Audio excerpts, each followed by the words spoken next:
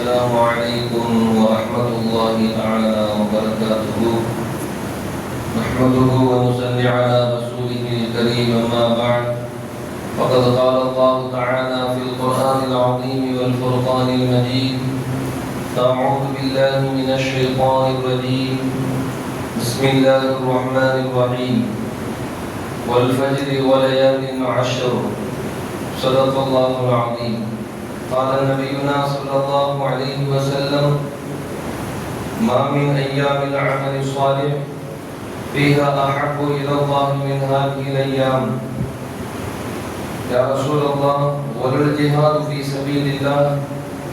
وقال نبينا صلى الله عليه وسلم: إلا رجل خرج بنفسه وماله ثم لم يرجع من ذلك شيء، أو كما قال عليه الصلاة والسلام.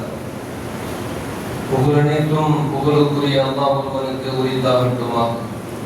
அவனது கருணைய உருவான கண்மணி காத்தமுன் நபியின் ஸல்லல்லாஹு அலைஹி வஸல்லம் அவர்களின் மீதும், அன்னாரின் அடிச்சுவடுகளை அடிப்பிசாமல் அப்படியே பின்பற்றி வாழ்ந்து காட்டிச் சென்ற உத்தம சத்திய சஹாபாக்கள், தாபிஈன்கள், தபா தாபிஈன்கள், சுஹதாக்கள், நாதாக்கள், நல்லவர்கள், வலிமார்கள், குறிப்பாக அமர்ந்திருக்கக்கூடிய அனைவர்களின் மீதும் அல்லாஹ்வின் கருணை மலை குறைவின்றி நிறைவாக என்றென்றும் நின்று நிகழட்டுமாக. ஆமீன். கண்ணியமிக்கவர்களே, அல்லாஹ்வின் நல்லடியார்களே, புனிதமிக்க துல்ஹஜ்ஜினுடைய மாதத்தை எதிர்நோக்கி கொண்டிருக்கிறோம். அல்லாஹ் ஜல்ல ஷானஹு தஆலா அந்த மாதத்தின் உண்டான அத்துணை சிறப்புகளையும் அடைந்து கொண்ட நல்லோர்களின் கூட்டத்திலே அல்லாஹ் அனைவர்களையும் கபூல் செய்தல் புரிவானாக. அந்த மாதத்தில் என்னென்ன அமல்கள் செய்தால் அல்லாஹ்வினுடைய அன்பும் நெருக்கமும் கிடைக்கும் என்று நபி ஸல்லல்லாஹு அலைஹி வஸல்லம் அவர்கள் இந்த உம்மத்திற்கு அழகான முறையில் எடுத்துரைத்தார்களோ, அந்த அமல்களை அவர்கள் கூறிய விதத்தில் நிறைவு செய்யக்கூடிய நற்பாக்கியத்தையும் அல்லாஹ் அனைவர்களுக்கும் வழங்கி அருள் புரிவானாக. கண்ணியமிக்கவர்களே, அல்லாஹ்வின் நல்லடியார்களே, பொதுவாகவே இபாதத் என்பது எப்பொழுது செய்தாலும் அதற்கு நற்கூலிகள் வழங்கப்படுவதுதான். ஒருவர் இபாதத் எந்த நேரத்தில் செய்தாலும் அவர்களுக்கு கூலி உண்டு. கஹ்ஃப் சூராவை எப்பொழுது ஓதினாலும் நன்மைதான். ஆனால் ஜும்ஆ தினத்தினன்று கஹ்ஃப் சூரா ஓதுவது ஆகச் சிறந்தது. இதுபோல ஒவ்வொரு இபாதத்திற்கும் ஒவ்வொரு அமலுக்கும் அல்லாஹ் சில குறிப்பிட்ட நேரங்களை, காலங்களை வைத்திருப்பான். எல்லா காலங்களிலும் எல்லா அமல்களிலும் சிறந்ததுதான் ரமலானுடைய மாதத்தில் செய்யக்கூடிய அமல்களுக்கு மட்டும் கூலிகள் பன்மடங்காக பெருக்கி தரப்படும். அதுபோல எல்லா மாதங்களிலும் செய்யக்கூடிய அமல்கள் சிறந்தது என்றாலும் கூட நபி ஸல்லல்லாஹு அலைஹி வஸல்லம் அவர்கள் சொன்னார்கள், அல்லாஹ் ஜல்ல ஷானஹு தஆலா தன்னுடைய திருமறையிலே சத்தியமிட்டு கூறுகிறான், வல் ஃபஜ்ர், சத்தியமிட்டு பேசுகிறான், வலயாலின் அஷ்ர், 10 இரவுகளின் மீது சத்தியமாக, அதிகாலையின் பொழுதின் நேரத்தின் சத்தியமாக அல்லாஹ் தொடர்ச்சியாக பேசுகிறான். அந்த 10 இரவுகள் என்று எதை என்று முஃபஸ்ஸிரீன்கள் விளக்கம் தருகிறார்கள்.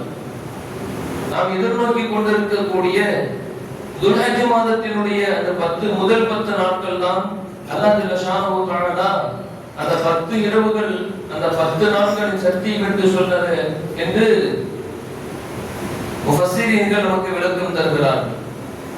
நபி ஸல்லல்லாஹு அலைஹி வஸல்லம் அவர்கள் ஒரு ஹதீஸில் இவ்வாறு அறிவித்து தருவார்கள்: மா மின் அய்யாமில் அமலு ஸாலிஹ், யார் நல்ல அமல்கள் செய்கிறார்களோ, துல்ஹஜ்ஜுடைய மாதத்தை அடைந்து அந்த மாதத்தில் யார் நல்ல அமல்கள் செய்கிறார்களோ, நபி ஸல்லல்லாஹு அலைஹி வஸல்லம் ஃபீஹா அஹப்பு இலல்லாஹ், அல்லாஹ் நம்மை ரொம்ப பிரியப்படுகிறான். மின் ஹாதிஹில் அய்யாம், அந்த நாட்களில், அந்த 10 நாட்களில் செய்யக்கூடிய அந்த அமல்களை ரொம்ப பிரியப்படுகிறான். இன்னொரு கவுல் இருக்கிறது, ஒருவர் இவ்வாறு செய்கிறார், ஒருவர் இவ்வாறு நியத்து செய்கிறார், சிறந்த நாட்களில், உலகத்தில் அல்லாஹ் படைத்த நாட்களிலேயே சிறந்த நாட்களில் நான் அமல் செய்வேன் ஒருத்தர் நியத்து வைக்கிறார்.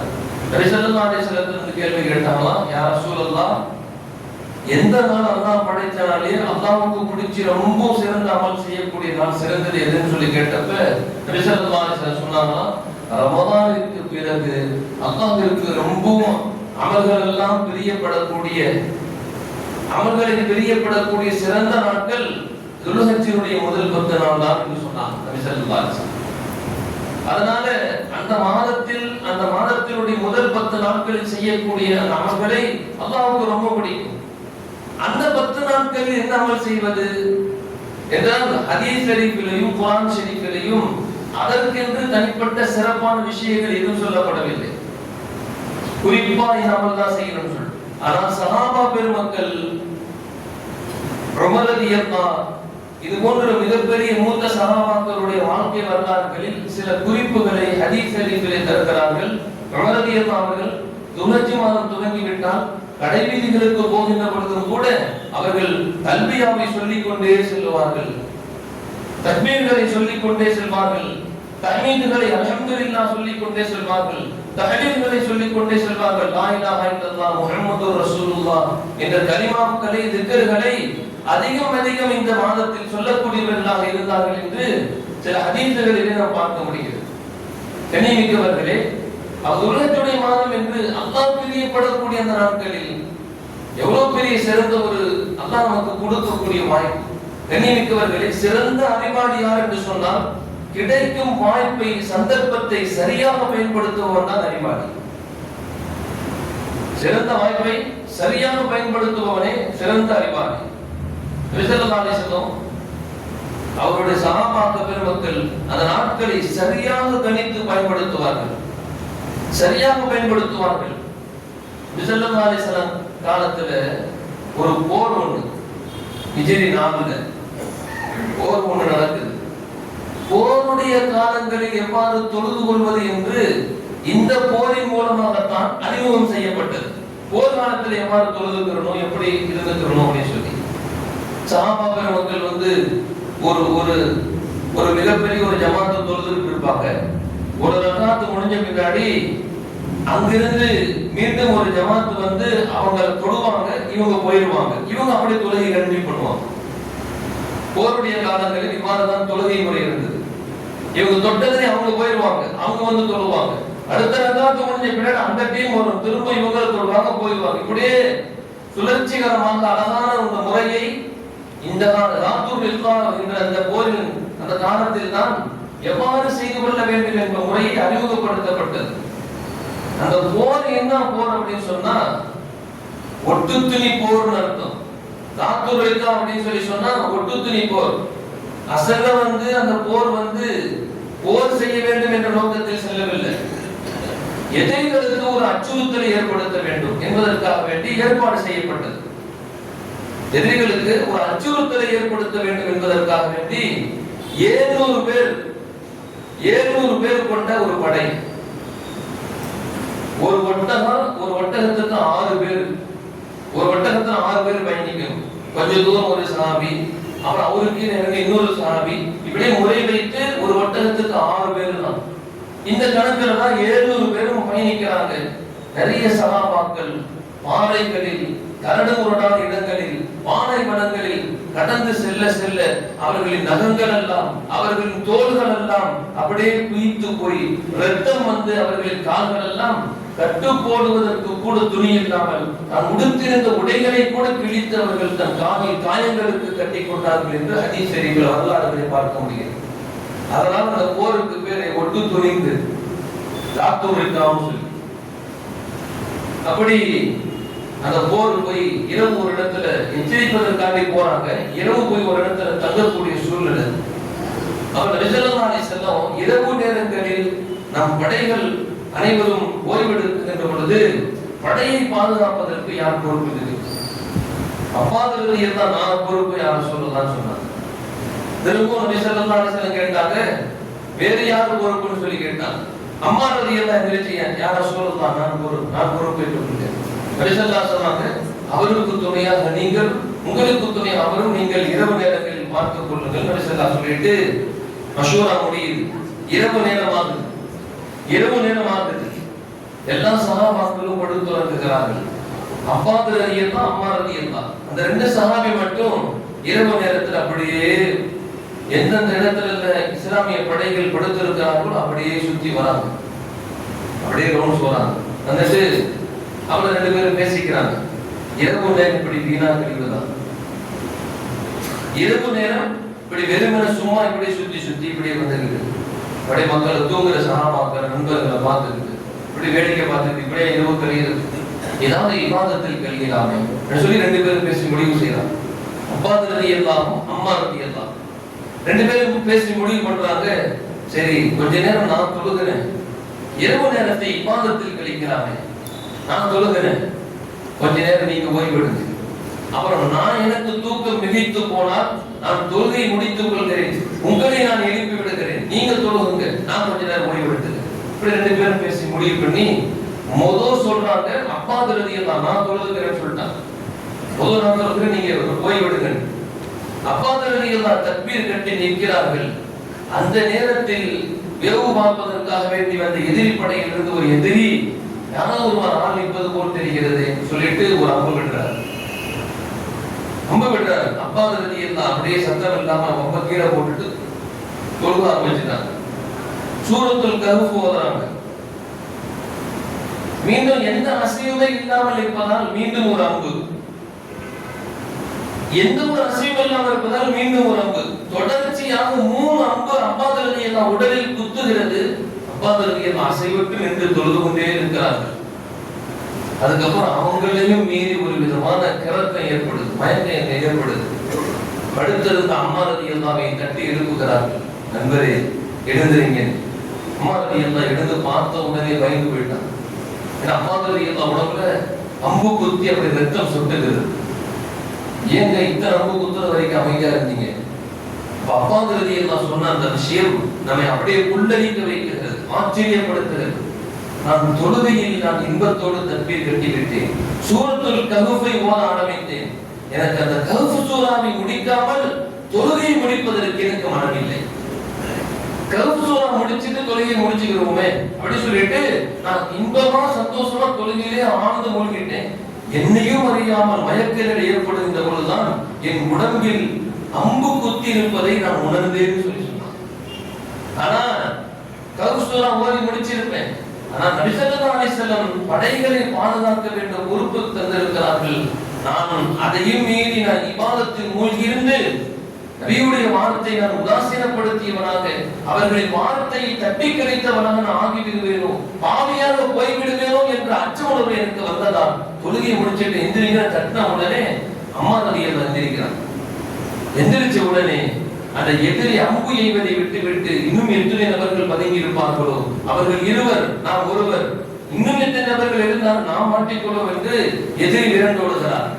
நபி ஸல்லல்லாஹு அலைஹி வஸல்லம் கிட்ட அம்மா ரலியல்லாஹு அப்பாஸ் ரலியல்லாஹுவை அழைத்து செல்கிறார். யா ரசூலல்லாஹ் இவ்வாறு ஆனது என்று சொன்னார். சொன்ன உடனேயே ஒரு சொல்லில் ஒரு கவுல் இருக்கிறது, ஹதீஸினுடைய ஒரு குறிப்புகளை தருகிறார்கள். அப்பாஸ் ரலியல்லாஹு நபி ஸல்லல்லாஹு அலைஹி வஸல்லம் சுபசோபனம் சொன்னார்கள். அப்பாதே, அல்லாஹ் உன்னை பொருந்தி கொண்டார், உனக்கு சொர்க்கம் உண்டு என்று அல்லாஹ் சொன்னான்னு சொன்னார். கிடைத்த வாய்ப்பை சரியாக பயன்படுத்திய சஹாபாக்கள். குர்ஆன் ஷரீஃபில் அல்லாஹ் நல்ல அமல்கள் செய்யக்கூடியவர்களுக்கு என்னென்ன சிறப்பம்சங்கள் உண்டு என்பதை அல்லாஹ் வரிசைப்படுத்தி சொல்லுவான். அல்லாஹ் ஒரு இடத்துல சொல்றான்.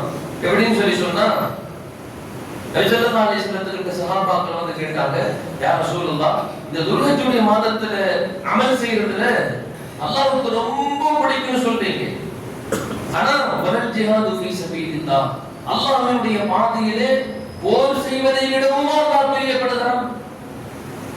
எப்படி கேள்வி கேட்டாங்க பாருங்க சஹாபாக்கள்.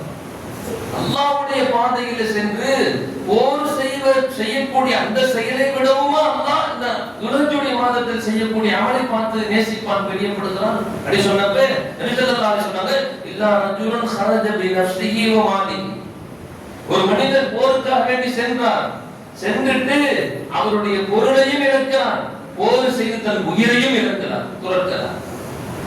தன் உயிரையும் விடுகிறார், தன்னுடைய பொருளையும் விடுகிறார் என்று சொன்னால் அவரை தவிர என்று சொன்னார் நபி ஸல்லல்லாஹு அலைஹி வஸல்லம்.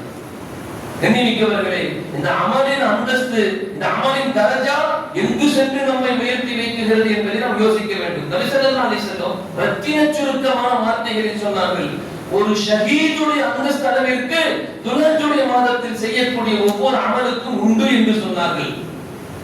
நாம் ஒரு முடிவெடுக்கலாம், இன்ஷா அல்லாஹ். துல்ஹஜ் மாதம் இல்லை, இன்றிலிருந்தே துவங்கிடணும். துல்ஹஜ்ஜுடைய மாதத்துல தினம் செய்யக்கூடிய அமல் தான், தினம் தொழுகக்கூடிய தொழுகை தான். முன்பின் சுன்னத்துகளை தவறவிடாமல் தொழுகக்கூடிய பழக்கத்தை ஏற்படுத்தணும். இன்ஷா அல்லாஹ் சொல்லுங்க, அல்லாஹ் நமக்கு அருள் புரிவானாக.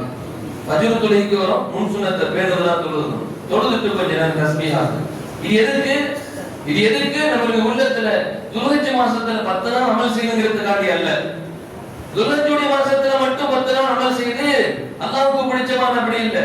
ரப்பே, உனக்கு பிடிக்கும் என்பதால் என்னை நான் பழக்கப்படுத்துகிறேன். நான் செய்யும் அமலை பார்த்து பிறகு என்னை பார்த்து போற்ற வேண்டும் என்று அல்ல.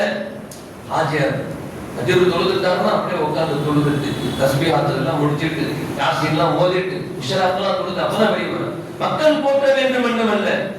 ரப்பே, நீ என்னை பார்க்கின்ற பொழுது உன் பாசத்திற்குரியவனாக, உன் நேசத்தை பெற்ற நல்லடியானாக ஆக வேண்டும். யாருடைய போற்றுதலும் எனக்கு தேவையில்லை. ரப்பே, நீ மகிழ்ச்சியுற வேண்டும். என்னை பார்க்கும் தருணம் நான் இபாதத்தில் இருக்க வேண்டும். அந்த எண்ணத்திற்காக வேண்டி சஹாபா பெருமக்கள் எப்படி வாழ்ந்தாங்க, அந்த சஹாபியினுடைய நிலை கண்ணியமிக்கவர்களே. இந்த துல்ஹஜ்ஜுடைய மாதத்தில் செய்யக்கூடிய அந்த அமல் ஒரு ஷஹீதுடைய அந்தஸ்து அளவிற்கு உயர்த்தும்னு சொன்னா அந்த நாளை நாம் வெறுமனே கழித்து விடலாமா, வீணாக கழிக்கலாமா? கண்ணியமிக்கவர்களே, வாலிபர்களுக்கு இன்னொரு வாய்ப்பும் கூட கோடை கால விடுமுறையில் வருகிறது. கோடை கால விடுமுறை பொதுவாகவே நார்மலா இருக்கக்கூடிய மனிதர்களுக்கு மத்தியில எந்த இபாதத்து, எந்த தருணத்தில் செய்யக்கூடிய இபாதத்து ரொம்பவும் சிறந்தது என்று நபி ஸல்லல்லாஹு அலைஹி வஸல்லம் கேட்டாங்க சஹாபாக்கள். எந்த நேரத்துல எப்படிப்பட்ட தருணத்துல செய்யக்கூடிய இபாதத்து ரொம்பவும் சிறந்த இபாதத்தா ஆகும்? சஹாபாக்கள் கேட்கக்கூடிய கேள்விகள் எப்படிதான் இருக்கும்?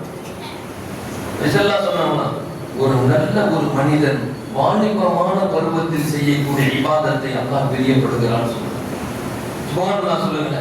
வாலிபர்களுக்கு ஒரு சுப செய்தி. வாலிப பருவத்துல ஒருத்தர் தொழுக வராரு பாருங்க. நபி ஸல்லல்லாஹு அலைஹி வஸல்லம் சொன்னாங்க ஒரு ஹதீஸ்ல, 7 நபர்களுக்கு நிழலே இல்லாத தருணத்தில் அல்லாஹ் தன் அரிஷுக்கு கீழாக அரிஷின் நிழலில் வைத்து அல்லாஹ் அழகு பார்ப்பான்னு சொன்னாங்க. அரிஷுடைய நிழலில் வைத்து அல்லாஹ் 7 நபர்களை அழகு பார்ப்பான். அதுல ஒரு மனிதர் தன் வாலிப பருவத்தில் சிறிது நேரம் மஸ்ஜிதில் கழித்த அந்த மனிதரை அல்லாஹ் அரிஷிற்கு கீழாக வைத்து அழகு பார்ப்பான்னு சொன்னாங்க. உலக மக்கள் எல்லாம் தவித்துக் கொண்டிருக்க, உலக மக்கள் எல்லாம் என் கதி என்னவாகுமோ என்று துடித்துக் கொண்டிருக்கும் தருணத்தில் அல்லாஹ் தன் அரியாசனத்திற்கு கீழ் வைத்து அழகு பார்க்கக்கூடிய தலைவரிசையில் வாலிப சமுதாயமும் இருக்கும். அல்லாஹ் நம் சமுதாய வாலிபர்களுக்கு அந்த வாய்ப்பை செய்வாக்குவான். அந்த வாலிபமான பருவத்துல அந்தந்த வக்துக்கு மட்டும் கரெக்டான தருணத்தில் முன்பின் சுன்னத்துகள், நஃபிலான இபாதத்துகள், கொஞ்ச நேரம் குர்ஆன் ஷரீஃப் ஓதுறது, கொஞ்ச நேரம் குர்ஆன் ஷரீஃப் எடுத்து சும்மாவாவது பார்க்கணும். பாரத்தாலே நன்மைங்கிற தலைவரிசையில அல்லாஹ் ஒரு 3 பாக்கியத்தை நமக்கு இந்த உம்மத்திற்கு அல்லாஹ் அறிமுகப்படுத்தி வச்சான். அதுல ஒண்ணு குர்ஆன் ஷரீஃப். பாரத்தாலே நன்மை, ஓதுனா இன்னும் கொஞ்சம் கூடும், அமல் செஞ்சா அதை விட கூடும். குர்ஆனை நேசித்தால் அவரை விட சிறந்தவர் யாரும் இல்லை. அப்படியே உயர்ந்துகிட்டே போவோம் அந்தஸ்து. குர்ஆன் ஷரீஃபை சும்மா பார்த்துட்டு உட்கார்ந்தாலே நன்மை.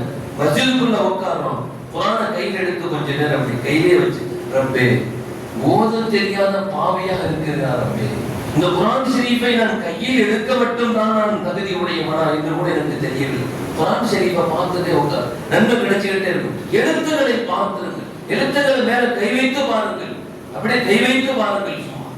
ஓத தெரியல. அடுத்த கட்டம் சொன்னாங்க, இந்த துல்ஹஜ்ஜுடைய முதல் 10 நாட்களில் செய்யக்கூடிய இபாதத்தில் அல்லாஹ் ரொம்ப பிரியப்படுவான். ஒருவேளை நம்ம குர்ஆன் மேல இப்படி கை வச்சு ரப்பே ஓத தெரியல, சும்மா வாது குர்ஆன் ஷரீஃபை பார்த்தாலே நன்மை. உன் ஹபீப் ஸல்லல்லாஹு அலைஹி வஸல்லம் சொல்லி இருக்காங்க, அந்த வார்த்தை சத்தியம், உலகமே அழிஞ்சாலும் அது சத்தியம். அந்த சத்தியமான சொன்ன வார்த்தையை நான் அமல் செய்கிறேன். குர்ஆன் ஷரீஃபை பார்க்கிறேன், தடவி பாருங்க, தொட்டு பாருங்கள், கண்ணு எடுத்து ஒத்தி பாருங்கள், வாயோடு வாய் வைத்து முத்தம் கொடுத்து பாருங்கள். குர்ஆன் ஷரீஃபை அல்லாஹ்வுக்கு பிடிச்சு போச்சு வைக்கிறேன், குர்ஆன் உடையவர்களாகவே அல்லாஹ் ஆக்கிடுவான். குர்ஆனோடு பயணிக்கக்கூடியவர்களாகவே அல்லாஹ் கபூல் செய்து விடுவான். ஏன்னு சொன்னா துல்ஹஜ்ஜுடைய மாதத்தில் செய்யக்கூடிய அந்த அமல் அல்லாஹ்வுக்கு ரொம்ப பிடிச்சமானது. நீங்க எடுத்தும் தொட்டு பார்க்கக்கூடிய அந்த தருணத்தில் அல்லாஹ்வுடைய பிரியம் ஏற்பட்டு விட்டால் குர்ஆன் ஷரீஃபை மனனம் செய்யக்கூடிய பாக்கியத்தை கூட நசீபாக்குவான். குர்ஆன் ஷரீஃபின் பிரகாரமே தன் வாழ்க்கையை அமைத்துக் கொள்ளக்கூடிய நசீபை கூட அல்லாஹ் ஏற்படுத்தி விடுவான். அல்லாஹ் நமக்கு வாய்ப்பை நல்குவானா. அதனால கோடை காலம் வரதுனால வாலிப சமுதாயங்கள், இளைய தலைமுறைகள், கண்ணியமிக்கவர்களே, பாங்கு சொன்ன உடனே மஸ்ஜிதுக்குள் வரக்கூடிய அந்த பழக்கத்தை ஏற்படுத்தி பாருங்கள். அல்லாஹ்விற்கு பிடித்தமான அந்த 10 நாள் வாய்ப்பு கிடைக்கும் தருணத்தில் பயன்படுத்தியிருக்கும். வாய்ப்பு கிடைக்கிற நேரத்தில் பயன்படுத்தியிருக்கும். குர்ஆன் ஷரீஃபோட ஒரு 10 பேர்த்த வரிசைப்படுத்து, 10 பேர் வரிசைப்படுத்து. அப்படி வாழ்க்கையை பயன்படுத்தியவர்களுடைய வரலாற்றையும் கூட வரலாற்று கிதாபுகள் பதிவு செய்து வைத்திருக்கிறது. கண்ணியமிக்கவர்களே, அப்துல்லாஹ் இப்னு முபாரக் ரலியல்லாஹு, அப்துல்லாஹ் இப்னு முபாரக் ரஹ்மத்துல்லாஹ், அவர் யாருன்னு சொல்லி சொன்னா இமாம் அபூ ஹனீஃபா ரஹ்மத்துல்லாஹுடைய மாணவர். இமாம் அபூ ஹனீஃபா ரஹ்மத்துல்லாஹுடைய மாணவர். அபூ ஹனீஃபா ரஹ்மத்துல்லாஹ் யாரு அப்படி சொன்னா சஹாபாக்களிடத்தில் பாடம் கற்றுக்கொண்டவர்கள், தாபீகள் கட்டப்பட்டவங்க. அபூ ஹனீஃபா ரஹ்மத்துல்லாஹ் முபாரக், அப்துல்லாஹ் இப்னு முபாரக் ரஹ்மத்துல்லாஹ் தபா தாபீன்களிலே கட்டப்பட்டவர்கள், சஹாபாக்களிடத்தில் பாடம் கற்றவர்கள், சஹாபாக்களின் கரம் பிடித்து இஸ்லாத்தை ஏற்றவர்கள். அபூ ஹனீஃபா ரஹ்மத்துல்லாஹ், அபூ ஹனீஃபா ரஹ்மத்துல்லாஹ்வுடைய கரம் பிடித்து இஸ்லாத்தை ஏற்றவர்கள் அப்துல்லாஹ் இப்னு முபாரக். இவர்களுடைய மாணவர்கள் தான் புகாரி ரஹ்மத்துல்லாஹ், முஸ்லிம் ஷரீஃப் ரஹ்மத்துல்லாஹ். முஸ்லிம் கிதாபு, புகாரி கிதாபு எல்லாம் யாருன்னு சொன்னா அப்துல்லாஹ் இப்னு முபாரக் ரலியல்லாஹு அந்த கால சமகாலத்தில் அவர்களோடு கல்வி பயின்றவர்களோடு கல்வி கற்றுக்கொண்டவர்கள் தான் யாரு? புகாரி கிதாப் எழுதியவர்கள், முஸ்லிம் கிதாப் எழுதியவர்கள், திருமதி கிதாப் எழுதியவர்கள் தான். அவ்வளவு பெரிய சிறந்த மாமேதை. எந்த நேரமும் ஆயிரக்கணக்கில் ஹதீஸுடைய மார்க்க சட்டங்களை தெரிந்து கொள்வதற்காக வேண்டி கூட்டம் கூட்டமாக குவிந்திருக்கக்கூடிய அவர்களுடைய தர்பார். அப்படியே உட்கார்ந்து இருப்பாங்க பாடம் நடத்த, மக்கள் அலை மோதிக்கொண்டே இருப்பாங்க. அவர்களுடைய இயல்பு நிலை என்னன்னு சொன்னா ஒரு வருஷம் மார்க்க போர், மார்க்க பணி செய்துகிட்டே இருப்பாங்க. ஒரு மாசம் 2 மாசம் கடுமையா போய் உழைப்பாங்க. மார்க்கத்தை எதிர்க்கக்கூடியவர்களுக்கு விளக்கத்தை சொல்லி, ஹதீஸ் ஷரீஃப்களை ஆதாரம் சொல்லி, குர்ஆனுடைய விளக்கங்களை எடுத்து சொல்லி அவர்கள் அழகாக சொல்லுவார்கள். இஸ்லாத்தின் பக்கம் மக்களை அழைப்பார்கள். ஒரு வருஷம் ஹஜ்ஜுக்கு போயிடுவாங்க. இப்போ ஒரு வருஷம் மார்க்க பணி, ஒரு வருஷம் ஹஜ்ஜுக்கு, இப்படி மாத்தி போவாங்க. அப்படி ஹஜ்ஜுக்கு போகின்ற பொழுது யாரெல்லாம் தன்னுடன் வருகிறேன் என்று ஆசைப்பட்டு சொல்கிறார்களோ அவர்கள் அழைத்துக் கொண்டே போயிடுவாங்க. அப்துல்லாஹ் இப்னு முபாரக் ரஹ்மத்துல்லாஹ் அப்ப அந்த மாமேத ஒரு தடவை ஹஜ்ஜுடைய காலம் சொல்ல போனா துல்ஹஜ்ஜுடைய மாதத்துல ஹரம்ல இருக்கிற மாதிரி எல்லாம் போயிடுவாங்க. அந்த காலத்துல துல்ஹஜ்ஜுடைய முதல் 10 துவங்கும் போது ஹஜ் செய்யக்கூடியவர்கள் ஏறத்தாழ விளங்கிடுவாங்க எல்லாரும் போய். ஒரு சில நபர்கள் வெகு தூரத்திலிருந்து வரக்கூடியவர்கள் ஹஜ்ஜுடைய அமல்கள் ஆரம்பிப்பதற்கு முன்னாடி போய் சேர்ந்து கொள்வார்கள். ஆனால் அதிகமான நபர்கள் துல்ஹஜ்ஜுடைய மாதம் துவங்குவதற்கு முன்பு ஹரம் ஷரீஃபுக்குள்ள போயிடுவாங்க. அப்படின்னா இப்ப நம்ம இருக்கிற காலம் மாதிரி அப்துல்லாஹ் இப்னு முபாரக் ரஹ்மத்துல்லாஹ் இப்ப நம்ம இருக்கிற தொடக்கத்தில் இருக்கிறோம். துல்ஹஜ்ஜுடைய தொடக்கம் இன்னும் சில தினங்களில் தொடங்கிடும். செவ்வாய் கிழமையிலிருந்து ஆரம்பமாகும். திங்கட்கிழமை மகரிபில் இருந்து ஸ்டார்ட் ஆகும் துல்ஹஜ்ஜுடைய. இன்னும் 3 நாட்கள் தான், சனி ஞாயிறு. இந்த பொழுது கொஞ்சம் இருக்கக்கூடிய இந்த பொழுது சனி ஞாயிறு 2 நாள் தான் இருக்கு. திங்கட்கிழமை ஒரு 3/4 பொழுது. அப்ப இது மாதிரி தருணத்தில் நடந்த நிகழ்வு. அப்துல்லாஹ் இப்னு முபாரக் ஹஜ்ஜுக்காக வேண்டி கிளம்பிட்டாங்க, பயணப்பட்டு கிளம்பிட்டாங்க. உடன் இருந்த தோழர்கள் எல்லாம் கொஞ்சம் பேர் நாங்களும் வரணும் கிளம்பிட்டாங்க. அப்படி பயணப்பட்டு போயிட்டு இருக்கும் போது கடை தெருவுல நெஞ்சத்தை உருக்கும் ஒரு நிகழ்வு நடக்குது. நெஞ்சத்தை உருக்கிற மாதிரி, கவலைப்படுற மாதிரி ஒரு நிகழ்வு. என்னன்னா ஒரு பெண்மணி இறந்து போன ஒரு கோழியை எடுத்து சுத்தப்படுத்திக் கொண்டிருக்கிறார். செத்து போன ஒரு கோழி எடுத்து முடியெல்லாம் சுத்தம் பண்ணி அதனுடைய வயிற்று பகுதியெல்லாம் கிழிச்சு சுத்தம் பண்ணி தன்னுடைய பாத்திரத்தில் போட்டுக்கிட்டு இருக்கு. அப்துல்லாஹ் இப்னு முபாரக் ரஹ்மத்துல்லாஹ் நேரம் போனாங்க. அல்லாஹ்வின் அடிமையே அவர்கள் அணுகும் விதம், கண்ணியமான வார்த்தையே வித்தியாசமானது. அல்லாஹ்வின் அடிமையே, எல்லாரும் அல்லாஹ்வுடைய அடிமை, கண்ணியமா கூப்பிடுறாங்க. அல்லாஹ்வின் அடிமையே என்ன செய்கிறீர்கள்? இவங்க எவ்வளவு பெரிய உஸ்தாத், எவ்வளவு பெரிய முஹத்தீஸ் இவங்க. அந்த அம்மா திரும்பி இப்படி பார்த்துட்டு உங்க வேலையை பார்த்துட்டு போங்கன்னு சொல்லுவாங்க. உங்க வேலையை பார்த்துட்டு போங்க. மீண்டும் கேட்கிறார்கள், நீங்கள் என்ன செய்து கொண்டிருக்கிறீர்கள் என்பதை நீங்கள் தெரிந்துதான் செய்கிறீர்களான்னு கேட்டாங்க. நீங்க என்ன செய்கிறீர்கள் தெரிஞ்சுதான் செய்றீங்களான்னு சொல்லி எல்லாம் எங்களுக்கு தெரியும், நீங்க போங்க. ஏமா இப்படி ஒரு வேலை அப்படின்னு கேட்டப்ப அவங்க தான் சொல்றாங்க, நான் ஊரில் இருக்கும் அத்தனை நபர்களிடத்திலும் கேட்டு விட்டேன், எங்களுக்கு யாரும் உதவவில்லை. எனக்கு பிறந்த 3 பெண் குழந்தை இருக்கிறது, பசியால் துடித்து வீட்டில் மயங்கி கிடக்கிறார்கள். 3 பொம்பளை பிள்ளைங்க மயங்கி கிடக்குது, பசி கொடுமை. நான் கணவனை இழந்து ஆதரவு இல்லாத ஒரு பெண்மணி, விதவை பெண்மணி. நான் ஒரு விதவை பெண்மணி. நான் சாப்பாட்டுக்கு வழி இல்லை. உயிர் போயும் தருணம், செத்த பிராணியும் அல்லாஹ் ஹலால்னு சொல்றான். உயிர் போகும் தருணத்தில் சில விஷயங்கள் நமக்கு மார்க்கம் அனுமதிக்கிறது. உயிர் போயிடும். 3 பிள்ளைங்க பசியால் மயக்கமுற்று கீழே விழுந்து விட்டார்கள். தண்ணீர் அவர்கள் முகத்தில் தெளித்தும் கூட மயக்கம் தெரியவில்லை. ஏதாவது உணவு தரணும். யாருமே உணவு கேட்டு பார்த்தேன், எல்லாத்தையும் கேட்டு பார்த்தேன், யாரும் தரல. அல்லாஹ் எங்களுக்கு கொடுத்த ரிசுக் இதுதான். என் கண்ணில் காமிச்சிருக்கான் அவங்க செத்த கோழி.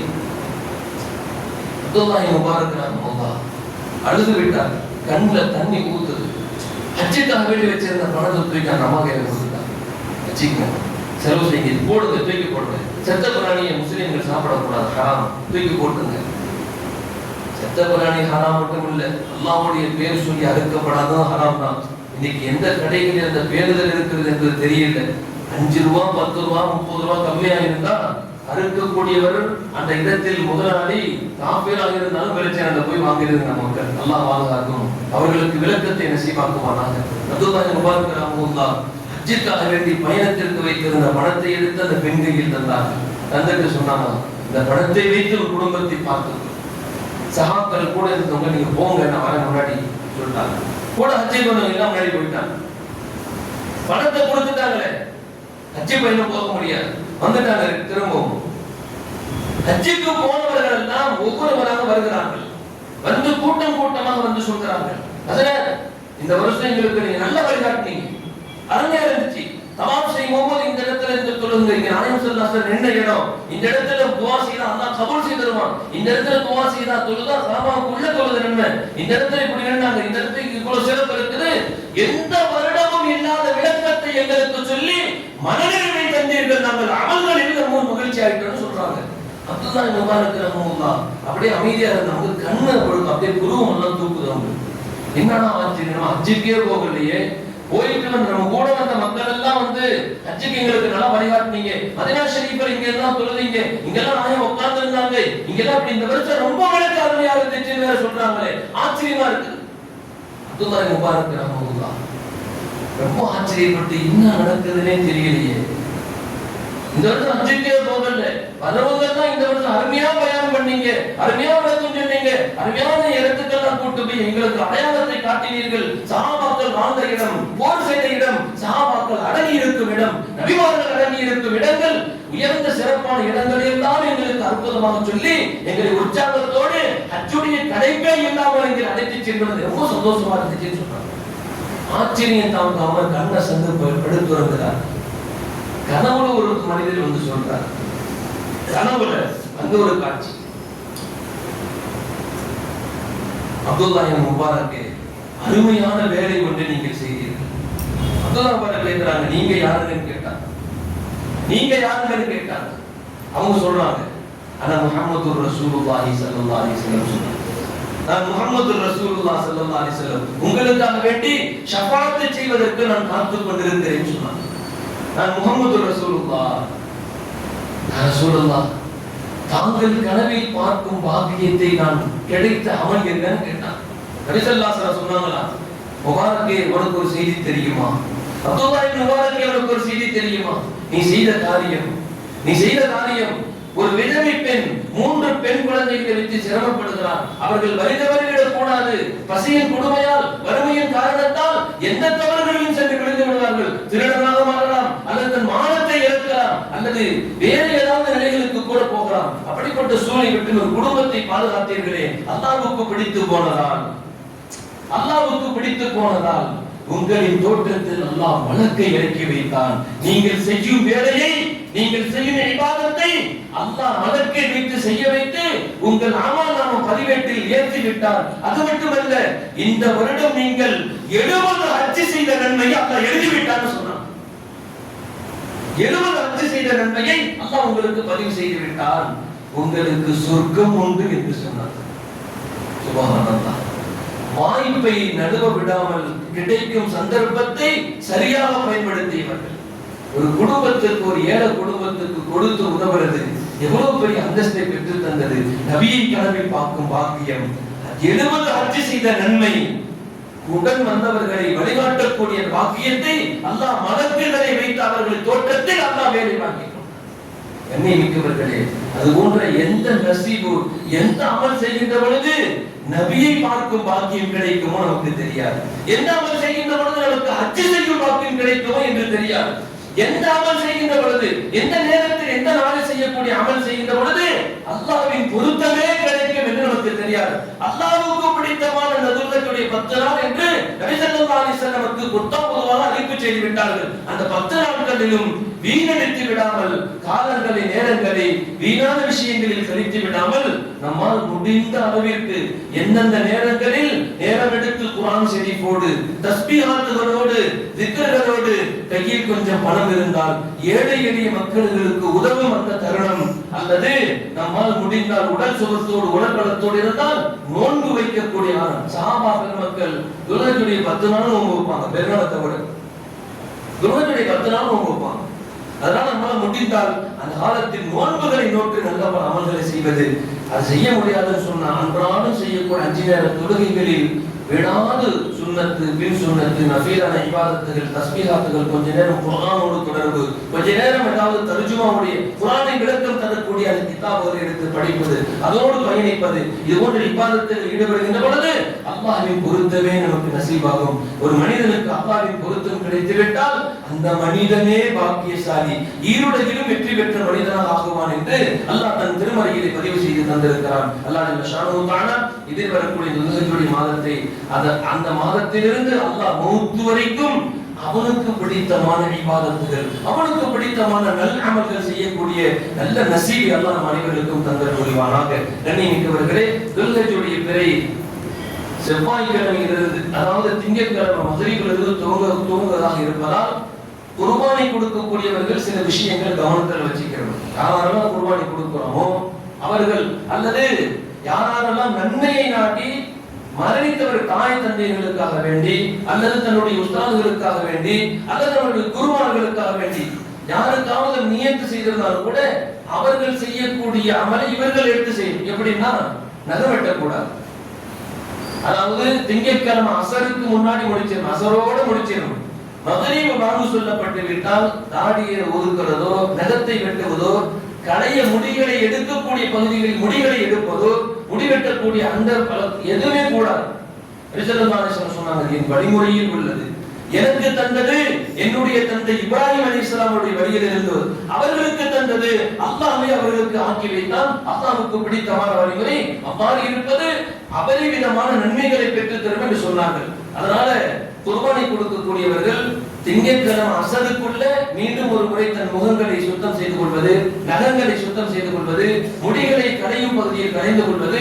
அதற்கு பின்னாடி அவங்க எப்ப நகம் வெட்டணும், எப்ப முடி வெட்டணும் சொன்னா, தன் குர்பானி பெறாலியை எப்பொழுது அறுக்கிறார்களோ அறுத்து முடித்து துவா ஓதியவுடன் அவர்கள் சென்று முடிகளை களையலாம், நகங்களை வெட்டலாம், மற்ற இயல்பு நிலைக்கு வரலாம். அதுக்கு முன்னாடி எந்த விஷயத்தை செய்கிறாங்க.